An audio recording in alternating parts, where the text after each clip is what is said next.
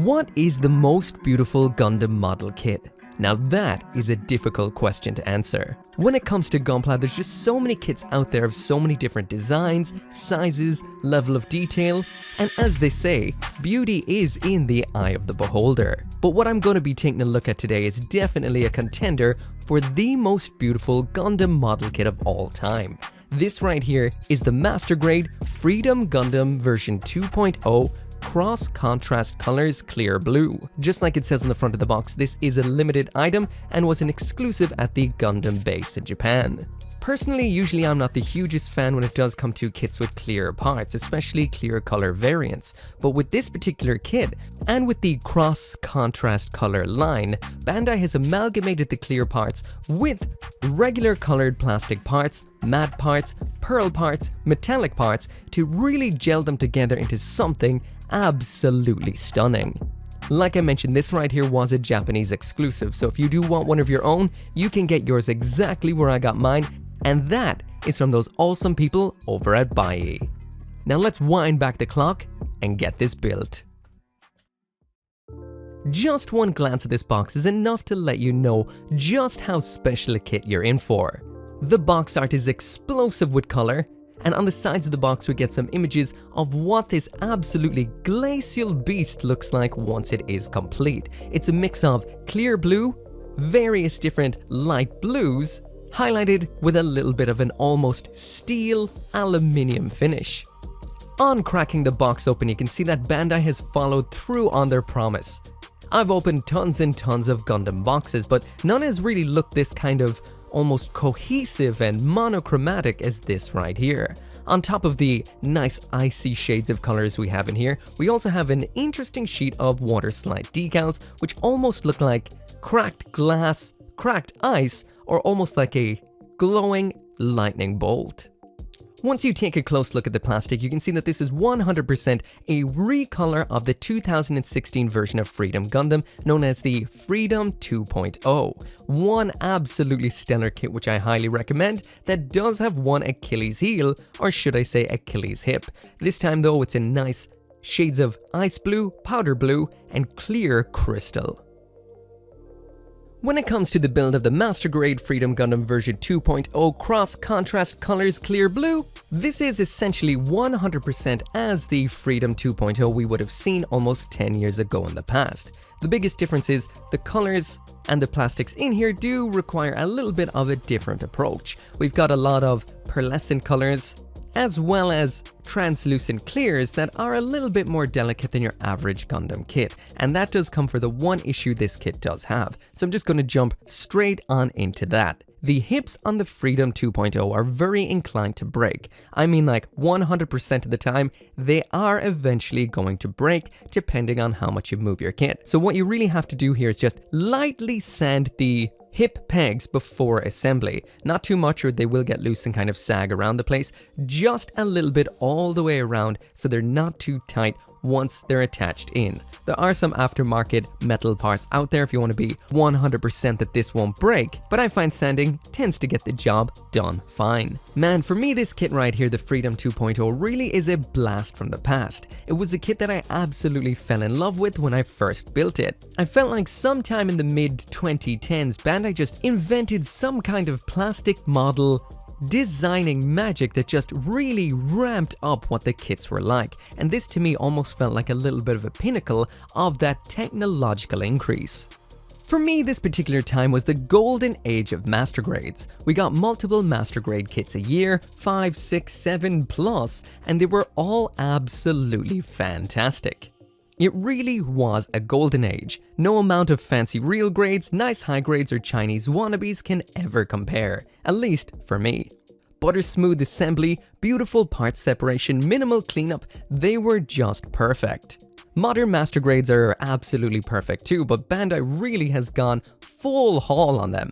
They're huge, tiny little masterpieces with tons and tons of detail, and because they are just so over the top crazy, we tend to only get one, maybe two a year. Maybe it's just the part of me, which is all of me, that is getting old, but I just have such a soft spot memory for those days. Yeah, pretty much absolutely every aspect of this build is fantastic. Besides the fact that the hips can be a little bit funky and you do need to make sure that you sand them in advance, everything snaps together perfect. The build is just so user-friendly, if that's the best word to use. You pretty much clear out runners very, very quickly. I started the legs usually, so I had runners gone in absolutely no time flat, clearing up your desk so it's not getting too messy. On top of that, I did find that the way the parts are laid out on the runners, they're grouped together. So if you're building a part like the leg or the arm or something like that, you will notice if you have missed a part because it just stands out. It's in the middle of a big empty space on the runner, so you know that's meant to be part of the current part of the build right now too. Very, very handy if you're blasting on through it relatively quickly. And there we go, the Freedom Gundam version 2.0 cross-contrast colors finally complete. A huge reminder for me of, I struggle to use the word better times. I have to say different times when it does come to master grades. So there it is complete. Again, this is 100% physically identical to the standard Freedom Gundam version 2.0, but this contrast version has given it an almost glacial ice giant kind of feel to it. The majority of the wings are in that clear color and they catch the light nicely, and this is coming from me. I'm not a huge fan of clear kits. I find a lot of the time they kind of lack the overall kind of design aspects that make me like Mecha model kits. There's just a part of Bandai making kits in clear colors that makes it look a little bit more toyish, plastic model-y. The fact that you can see into all of the kind of pegs and workings lets you see that it is a model. So if you are appreciating it for the fact that it's a model, that's great. But for me, I like to build model kits of what I believe are giant robots, and they kind of lose that when they are clear. But what Bandai's doing nowadays by adapting clear with non-clear parts, as well as their Mechanicore kits that have paint on the inside of the clear, what we're getting is an almost hybrid. Sure, you can see into some of the elements of the actual model kit, but they feel a little bit more intentional and it still feels like a giant robot to some degree. Anyway, getting the Freedom Gundam into a little bit of a pose, and like I mentioned, the build of these kits really throws me back to a time that I felt that Master Grade was in a little bit of a better place. But the minute I actually start getting this into a pose is when I realize maybe not so much. This is one jiggly wiggly model kit right here, and that was always the case with the Freedom 2.0. Once you get into a pose, it will keep the pose, it will stick there, and it will look absolutely phenomenal, but when you are handling it, it bounces around and bounces around and bounces around. This may be to do with the stand to some degree, but I do feel there's a lot of kind of on the verge of loose joints in this kit, which aren't necessarily loose per se, they just feel like they're almost there, so it wiggles a lot. I will also mention at this point right here, in case I forget to mention it, the stand in here is included too, so it's in that nice frosty ice clear blue. It builds up in the exact same way as one of these stands usually does. These are the best master grade stands out there. They cannot be bought separately. They're not an action base 1, they're like an action base 13 or something like that.